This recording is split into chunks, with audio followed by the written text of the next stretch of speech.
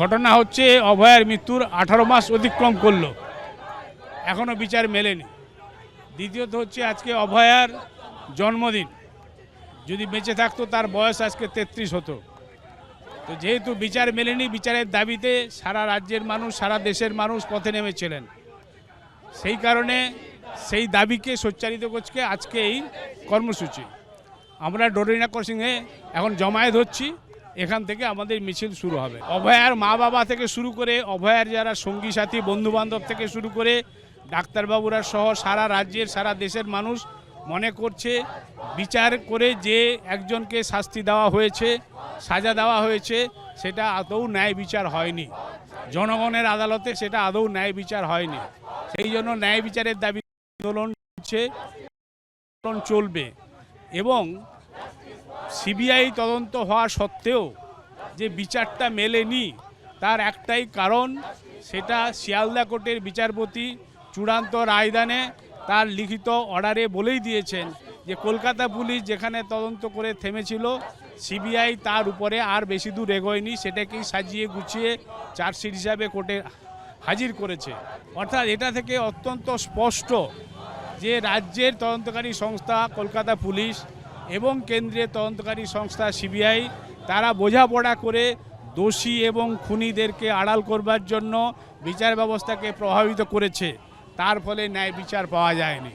সেই জন্য জনগণের আদালতে ন্যায় বিচার আদায় করার লড়াইটা জারি আছে। নমস্কার, আপনারা দেখছেন জি 24 ঘন্টার ফেসবুক লাইভ, আর আমি আপনাদের সঙ্গে রনয়।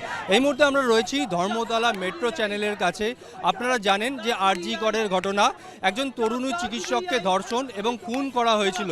সেই ঘটনার পর আজকে 18 মাস কেটে গিয়েছে এবং অভয়া এখনো পর্যন্ত বিচার পায়নি, এমনটাই দাবি জুনিয়র চিকিৎসকদের। তাই জুনিয়র চিকিৎসক ফ্রন্টের তরফে এই মুহূর্তে একেবারে ধর্মতলা মেট্রো চ্যানেলে তাদের প্রতিবাদ চলছে এবং তারা বলছেন ঘটনার পর 18 মাস কেটে গেল, এখনো পর্যন্ত বিচার অধরা।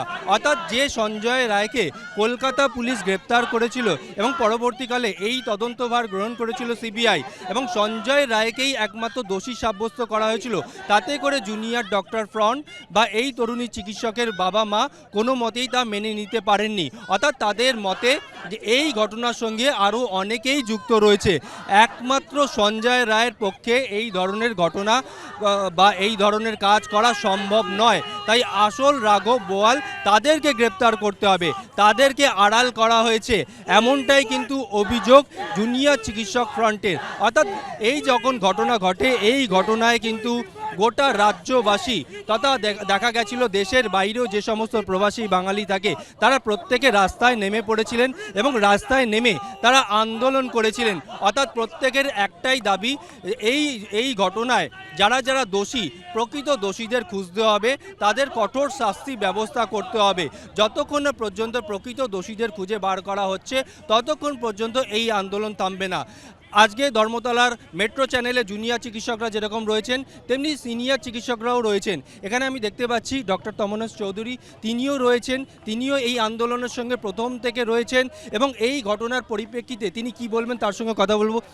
সঞ্জয় রায়, যাকে এই ঘটনার মূল অভিযুক্ত বলা হয়েছে, কলকাতা পুলিশ প্রথমে তদন্ত করে, তাকে গ্রেপ্তার করে, পরবর্তীকালে কেন্দ্রীয় এজেন্সি সঞ্জয় রায় ইতিমধ্যে দোষী সাব্যস্ত, তার সাজাও চলছে। আপনারা মনে করছেন এই ঘটনার সঙ্গে আরও অনেকে যুক্ত রয়েছে? আমরা আসলে কয়েকটা প্রশ্নের উত্তর পাইনি। যেমন একটা প্রশ্ন আমাদের কাছে, এই সঞ্জয় রায় যে একজন বাহিনীর অংশ, সে কি করে খবর পেল যে ওই আরজিকর মেডিকেল কলেজের চেস্ট মেডিসিন ডিপার্টমেন্টে একজন পিজিটি মহিলা আছে, এবং সেই সঞ্জয় রায়কে আটকাবার জন্য বা তাকে বাঁচাবার জন্য তার পরের দিন আরজিকর মেডিকেল কলেজে ভাঙচুর চালানো হলো, আর 14 তারিখ রাত্রে পুরো আরজিকর তছনছ করা হলো। কয়েকশো, এরা কারা, এদের পেছনে কারা? সঞ্জয় রায়ের কি এমন যে সঞ্জয় রায়কে আড়াল করার জন্য এরকম হবে? এছাড়াও আমাদের কাছে মনে হয়েছে যে এই তদন্ত প্রক্রিয়া যদি পুরোটি হতো, তাহলে দুর্নীতির যে চক্র ফাঁস হতে শুরু করেছিল, এর সাথে যারা যারা জড়িত ছিল, সমগ্র স্বাস্থ্য ব্যবস্থার পুরো দুর্নীতি এবং দুর্বৃত্তদের মুখোশ খুলে যেত। তাই কোথাও আড়াল করার চেষ্টা হয়েছে। তাই আমরা মনে করি যারা প্রকৃত দোষী তারা এখনও আড়ালে আছে। এই হত্যার যারা ষড়যন্ত্রকারী, তারা এখনও আড়ালে আছে এবং এই হত্যার যারা যুক্ত তারা এখনও আড়ালে আছে।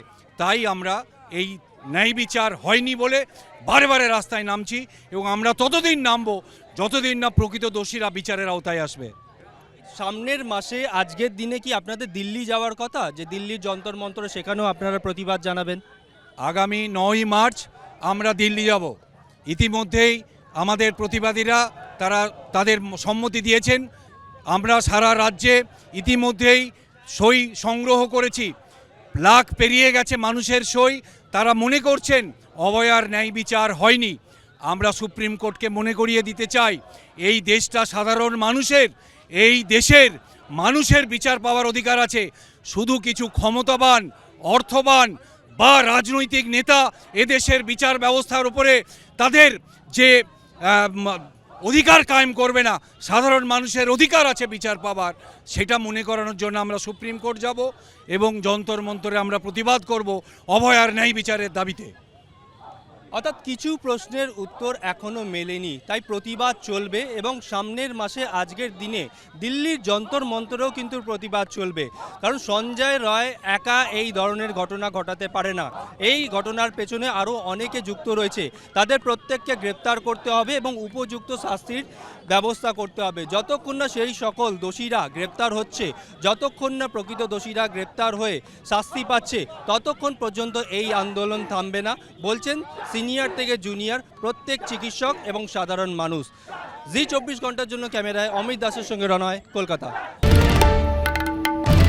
বাংলার আওয়াজ, বাঙালির আবেগ, জি 24 ঘন্টা।